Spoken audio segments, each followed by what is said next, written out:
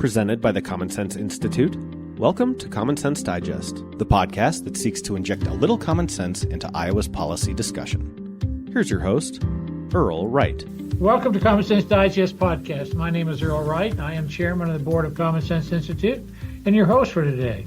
Americans have heard a lot about DOGE over the last few weeks.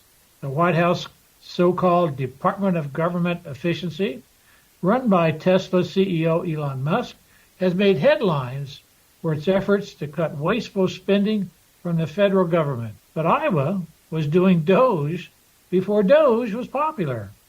At the federal level, DOGE has been there, but DOGE in Iowa has been there for at least a few years. We're going to learn more about it. Governor Kim Reynolds began emphasizing the need for streamlining government agencies and making government more efficient.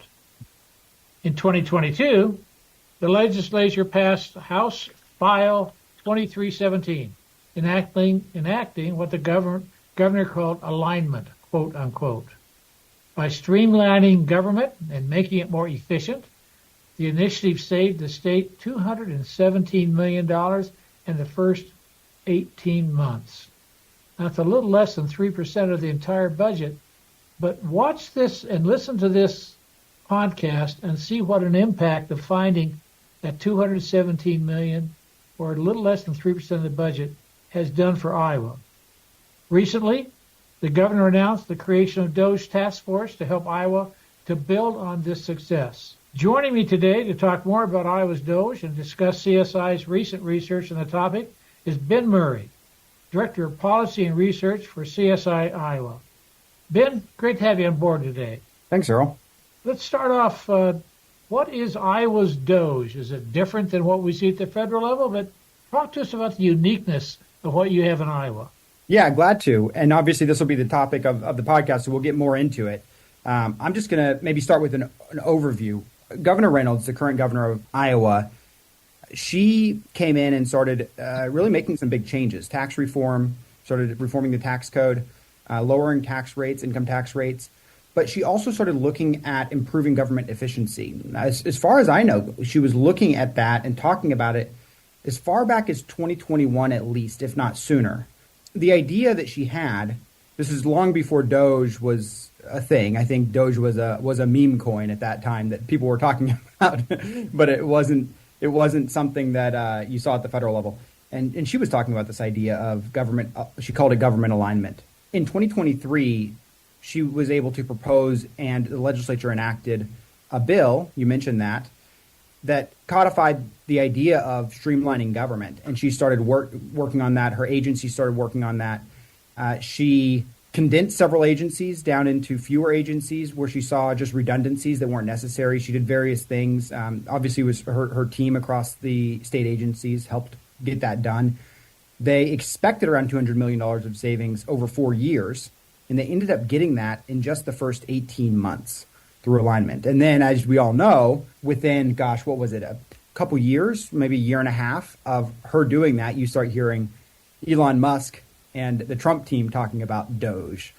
So I guess you could call them Johnny-come-latelys, but Iowa was doing it first. I appreciate that. Starting in 2021, the governor started having some ideas, and you have to give her a sense of practicality and also a sense of foresight that there's something there to be done. But you talked about alignment. And can you give us more of a sense of what did that mean and how did they use that term to identify and eliminate $217 million? Talk to me about alignment in Iowa. Yeah, it comes from various sources. Some of it is eliminating open positions that were budgeted for but never filled. Right. So why are we leaving room in the budget? Why are we making a line item in the budget for state agency jobs that we're not filling and haven't for years? Right. Let's eliminate that. That's not needed. Right. So that's savings right there. We saw cases of the state owning farmland for no reason. Well, let's sell that off. There's no reason for the state to maintain that, own that, and maintain it. We also saw some just inefficiencies with IT and that sort of thing across agencies. So looking at, okay, how can we streamline technology and IT across state agencies? There were some savings there. These are the types of things you saw. But one thing I will say is Governor Reynolds, from the beginning, made a commitment not to fire anybody who was currently employed with the state. So this wasn't a mass firing of state agency employees or anything like that. But this was really focused on what she called, again, realigning or aligning government and making it more efficient. In other words, the idea was to make sure government's still doing its job, but let's bring better value for the taxpayer. I was amazed to see in the material that the state cut 21 agencies. How in the world did she identify 21 agencies? Were they just existing, or did she consolidate them, or did she eliminate them? How did that happen? Really more consolidation. If you look through, you'll see examples where certain agencies were just all consolidated under Health and Human Services or something like that. The idea, I think, with government alignment in Iowa was not to make massive cuts to government services. In fact, healthcare spending, education spending on the top priorities of the state, where most spending happens, healthcare and education, have only gone up since alignment happened. So she wasn't out to make massive cuts to essential services. She was out to streamline things. You talk about streamlining. There were supposedly 1,200 regulations that were removed. How in the world did she go about identifying 1,200 regulations to be removed? I mean, I would take a commission, or did people in the government say, hey, we didn't need some of these things? How did it happen? So, I wasn't on the inside when they did all that, but I can tell you that they passed this legislation and put state agencies to work to identify where there were redundancies, where there were inefficiencies, where there were regulations that really weren't serving the public interest, but were imposing cost on the public. She was very aggressive about it. She really pushed her team to work on this rapidly. That's why you saw the savings in 18 months that she originally anticipated, or that the state originally anticipated would take 4 years to realize. They realized in just 18 months because they were quite aggressive with identifying those regulations. It would have been fun to be on the inside when they were doing all that. I don't have that insider information. But, I can give you a couple examples of this realignment with agencies and the condensing, right? So you have several agencies, including Department of Human Services, Department of Public Health, Department of Human Rights, Early Childhood Iowa, and Commission on Volunteer Service. She took all those and she condensed them all under HHS, right? So now you don't need a bunch of agency heads with big salaries. You've got the HHS agency head running all of those things. They all work well under the agency. You don't need a bunch of sub-agencies, she identified. And so that's an example, but you saw that across agencies. Governor Reynolds testified before Congress about alignment in Iowa. Some members of the committee asked her how Iowa's initiative differed from DOGE at the federal level, and help us understand how she answered that and how you would answer that. Yeah, I think, she really wanted to, in her testimony, focus on what Iowa was doing and the positive changes that Iowa was making. But, the way I saw that watching the hearing was the Democrats on the committee were really, obviously there's a political agenda whenever there's a congressional hearing. And you referred to them pressing her to talk about the difference between DOGE at the federal level and Iowa. Those were Democrat committee members. And they were obviously trying to make a political point, which is, great, Iowa's done this great thing. But what Iowa did wasn't radical like what Elon Musk and Donald Trump are doing. There's some truth to the idea that DOGE in Iowa, or this alignment, isn't the same as at the federal level. Obviously, they are trying to cut positions in the federal government. But you have to understand, I think these committee members who were pressing her on the difference really missed the point. The main difference between alignment in Iowa and DOGE at the federal level is Iowa has been fiscally responsible over the years, especially in the last 5 years or so. They've grown their surpluses. They're not operating with annual deficits year after year after year. So you don't really need to have massive cuts to government in order to bring back fiscal sanity. I think that at the federal level, you're dealing with a situation where they're printing trillions of dollars year after year after year just to continue funding the government. Trump and his team, like it or not, believe they have a mandate to get that under control, get the deficits under control. Iowa doesn't have the deficit problem. What we've actually done is we've controlled the rate of growth in government over time and actually created big surpluses. So we don't need to cut government services or fire anybody. Alignment is more about just making government efficient and making sure it doesn't grow out of control to a point where we're spending all this money doing things that aren't necessary and aren't serving the public good, right? So it's more about controlling the growth. And as they've done that, they've opened up surpluses. So if you think about a line chart where you have revenues and you have spending, you want spending to be no higher than revenues, right? Well, obviously at the federal level, spending has been above revenues for decades. But in Iowa, spending has been below revenue because they've controlled government growth and they've done things like alignment. Government has continued to grow. Obviously, you need more money as inflation brings costs up. But revenues have grown much more rapidly than government spending.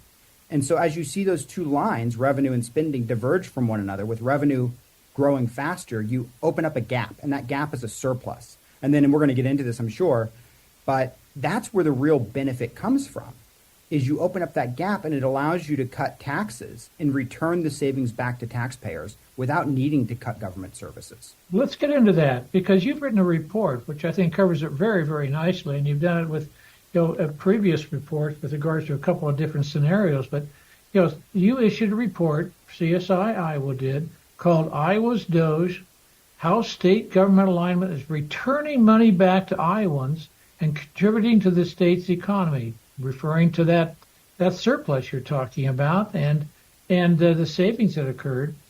And let's start with the findings of your study. How did alignment return money back to taxpayers, and how did it materialize? I think it's probably obvious, but let's let you handle that obvious question. And how did it contribute to the state's economy? That may not be as obvious. Well, why don't I start with the top line numbers of the economic benefit? We found at CSI, using our dynamic economic modeling, that the alignment initiative in Iowa will increase statewide after-tax income by about $370 million over 5 years. It'll grow Iowa's GDP by about $250 million over 5 years, and it'll actually contribute to boosting tax revenue because as you see this increased economic activity, there'll be a little bit higher tax receipts. So you'll see tax revenue go up by about $11 million over 5 years. Now, wait, Ben. You're telling me you cut taxes, and you're telling me you got an econometric model, which I know a little bit about, an econometric model that somehow with cutting taxes, you ended up getting higher state tax revenues. Explain that if you would, please. You don't get higher revenues than you had before the cuts, but you get some amount of a sort of like a kickback from the economic benefit of cutting taxes. So in our model, we took that $217 million in direct savings that we saw over 18 months. And we said, okay, well, if we saved $217 million in government spending, that means we can return that $217 million back into the economy by cutting taxes, which really just means the government's not going to remove as much capital from the economy because we don't need to, because we reduced spending by $217 million. That $217 million then creates economic activity. People, and their incomes go up, things happen in the economy that generate tax receipts. So reducing taxes by $217 million gives you sort of the government a kind of a kickback of increasing tax receipts by $11 million. So did the tax cuts, quote unquote, pay for themselves? No. What paid for the tax cuts was alignment, was making government more efficient. But that actually did then return some money back to the government. It seems to me that with the tax cuts, Iowa has seen some historic state tax reforms, and through multiple pieces of legislation. I have to give your legislature credit here. They were willing to move proactively in looking at the results of what the tax cuts were doing and the savings. And as I understand it, they moved up the tax cuts that were originally thought to occur in 2016 to 2015. And how are those reforms working now? How is the state legislature handling it? Are they saying to themselves, wait a minute, we're building the reserves, and golly, how do we find a way to spend it? Or what's going on in Iowa now with the success of what you're talking about? Yeah, great question, Earl. I mean, everything we're talking about here with alignment and the tax cuts and how we got to these findings about economic growth, they're part of a bigger story going on in Iowa, which is, we touched on it earlier, what lawmakers have been doing over the past several years is really thinking about how do we provide essential services to residents and to businesses, people in the state, without needing to slash government, without needing to cut services, without needing to, basically do what the federal government is now in a position that it's doing. What they did is they got ahead of it. They said, let's just control the rate of growth in spending. And then as we have extra revenue, as the current tax rates get to a point where they're actually bringing in more revenue than what we need, then we'll lower the tax rates. Then we'll lower tax rates, which will reduce revenue, but not so much that we have to cut into state spending. Why? Well, because we didn't grow government so much. We got, say, a big boost in revenue during 21, 22, when all the stimulus was coming into the economy. But rather than doing what states like California did and just letting state spending excel with state revenue, we said, well, state spending doesn't need to grow by 20% just because revenue did. Let's let state spending grow by 3 or 4 or 5%. And then we'll return the excess revenue that the tax code collects back to taxpayers by just reducing their taxes. So this alignment is a piece of the puzzle for controlling the rate of growth in government, right?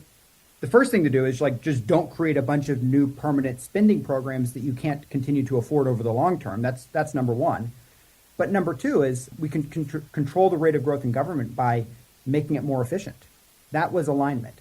But the alignment piece of it was $217 million. The actual tax cuts that took place were much more than that.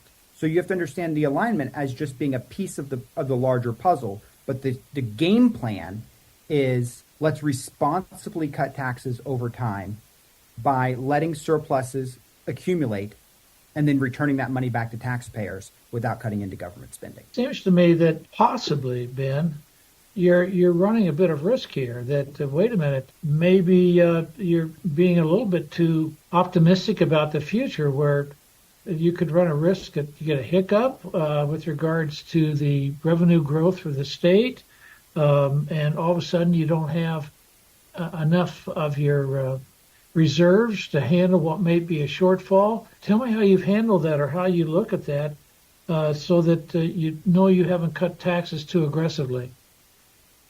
Yeah, I mean, that's exactly what we were concerned about here at CSI Iowa, and it's why we did a report on this last summer. And this is the talk at the Capitol, right? Is can we continue to cut taxes responsibly, or are we going to threaten a future budget shortfall by cutting taxes? Aren't you approaching this how do you cut taxes responsibly, and how low can you cut the taxes? Am I hearing that correctly as what you guys have been trying to get a balance of? Yeah, I think that's right. And that's been the debate of the legislature, is how much can we do? And I mean, even amongst Republicans who all want to reduce the tax burden, but there's debate even within the Republican Party about how much can we responsibly do? How much can we do that's sustainable over the long term? And so that's what CSI looked at last year. And we ran our models, we ran several scenarios. And what we found is that even under our worst case scenario, we ran a simulation where we basically said, well, let's say we have a recession that mimics the 2008 recession. Would that cause the state to have deficits that we can't afford, right? And the answer is even then, no. Even then, we're in the clear. Even in the case of a severe recession similar to 2008, Iowa has done this in such a way where that would not only would it not cause budget cuts, you wouldn't even need to reduce the historic rate of growth in government in a severe recession. So to put that in perspective, it's really remarkable, Earl. We, just a few years ago, I think 2018, I believe, was the last year, we had 7 or 8 different income tax brackets with a top rate of 8.98%, a top rate of nearly 9%. Now we're down to a single flat rate of 3.8%. And even after those tax reductions, those historic tax reductions, a recession wouldn't come anywhere close to forcing budget cuts, even after all these tax cuts. That's how sustainable these are, what the state has done. The thing that strikes me is that Iowa has set a great example of what fiscal responsibility looks like at the state level. You've talked about the controlled rate of growth in government spending, allowing revenues to grow faster than spending. I wish that there were more states following that. That they created surpluses, which them allowed to have responsible and sustainable tax cuts. That's just good old common Iowa sense. Good old Nebraska, Iowa, Nebraska, Midwest common sense. Alignment played a role in that. And to what extent did alignment contribute to the broader fiscal strategy? Now, I think you're saying without it, it couldn't have occurred, but make certain I've got that correct, would you? Well, you couldn't have done as much, right? Because it's all part of this broader strategy. The tax cuts that happened in 2024. So maybe I should step back. These tax cuts didn't all happen in one swing. There were some in 2018, and they came back and did more a couple years later. They did more in 2022, and then they did even more in 2024, last year. So of the additional tax cuts they did in 2024, and by the way, why did they do it gradually? Because they were trying to do it responsibly. Well, they wanted to make sure before they ratcheted down the rate more that they could do it without threatening the state budget. So the additional tax cuts in 2024 will, on a static basis, cost about $1.2 billion over 5 years. The alignment, the savings there from the alignment, is $217 million of that. So you're talking about roughly, 1/6, a little bit more than that. 1/6 of the tax cuts that happened last year were attributable to the savings from alignment. Now, what does that mean for me as a taxpayer? Well, before the tax changes last year in 2024, Iowa was on track to go down to a single flat rate of 3.9%.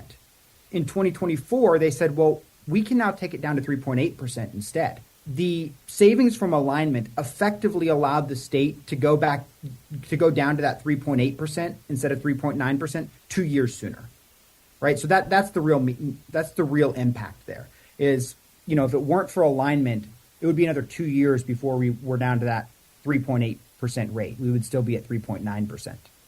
Any way you cut it, Ben, it's incredibly impressive what the Iowans have done. And being a native Iowan myself, I'm mighty proud of it, even though I'm not living there at the present time. I live in Colorado. And what you have explained does not sound too dissimilar from some of the policy debates we have here in Colorado. But at the same time, we're not getting the same kind of results you are at all. And if you would, we'd appreciate it if you kind of sit back so everybody has a chance of how two different approaches have come up with two different results, and so we can kind of learn from each other. Yeah, well, and Earl, incidentally, I lived in Colorado for a few years, so I'm somewhat familiar with what Colorado has been doing. Most states across the country, really all the states across the country, saw big surges in revenue in 2021 and 2022 because of all the stimulus from the pandemic, right? So we got these big revenue surges. Colorado is actually very fortunate in that it has TABOR, something called TABOR. Any of your audience from Colorado will know what the Taxpayers' Bill of Rights is. And TABOR sort of forces the state government to do what Iowa's legislature did voluntarily, which is it controls the rate of growth in government spending. Now, what's interesting is Iowa doesn't have a constitutional requirement to control the rate of growth in spending the way Colorado does. Legislators just had the discipline to do that on their own. Colorado is sort of in an opposite position where it has this wonderful constitutional amendment that sort of forces that control on the growth in state spending. Keep in mind, TABOR doesn't force government spending cuts. It forces a control on the rate of growth in government. Well, the legislators in Colorado really hate TABOR, the ones who control state government. And they've tried, front ways and back ways to circumvent TABOR and find ways around that restraint on government spending growth. And even despite their best efforts to get around TABOR, surpluses have opened up between revenues and spending because TABOR's limiting government spending. So you've had these surpluses open up. Now, as you know, when those surpluses open up in Colorado, TABOR says you have to give a refund check back to taxpayers, right? And so that's what they do. But at this point, there have been so many surpluses for so long, and those surpluses aren't going to go away, right? We're going to have persistent surpluses in Colorado. If Colorado were doing what Iowa does, it would just reduce the tax rate. Why continue to overcollect taxes on and on and on and give refund checks to people when you could just lower the tax rate so that you don't overcollect taxes every year? That was Iowa's model. Iowa's model was control the rate of growth in spending, like Tabor does, and then just lower taxes so you don't keep over collecting. But lawmakers in Colorado refuse to do the second part of that. And they're trying their very best to get around the first part of that. It's unfortunate because Colorado, having the advantage of Tabor, is in a really good position to do what Iowa's doing. But what I see there is lawmakers, they don't want to do it. They would prefer to over-collect taxes. And here's why, Earl. Because if the state over-collects taxes, yes, they have to give those refunds back. If those tax monies come into their coffers to begin with, then they get to pick winners and losers. They get to choose how that money is going to be refunded back to taxpayers. So you remember recent years where they said, we're going to redistribute this refund money evenly to everybody. Well, what does that mean? That means the people who actually overpaid their taxes aren't getting their fair share of the refund. And people who maybe paid no taxes at all are getting a big fat refund check. It seems to me Iowa's got a level of discipline that you would like to find in throughout government. I don't care if it's federal, I don't care if it's state. The discipline there to look at and say, okay, we have certain dollars we're going to spend and we're going to increase it so much each year. And it's really impressive from afar, which is where I am now and involved in various states around the country. Your legislature and your governor seem to have a good sense of how to responsibly run a government from a fiscal point of view. And my congratulations to you, Ben, in the study.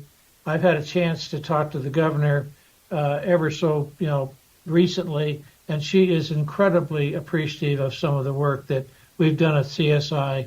Keep it up, because there's a lot of benefit to all of us. We can learn from what you're doing in Iowa, and I know the Iowans appreciate it. Thanks, Ben. Thanks, Earl. Thank you for listening to the Common Sense Digest. For more on today's topic, as well as our research on the most pressing public policy issues facing Iowa, please visit commonsenseinstituteus.org/Iowa. The preceding episode, along with all others, is available on podcatchers everywhere or on our website under the podcast tab. Our technical producer is John Ekstrom and Deft Communications. This has been a production of the Common Sense Institute.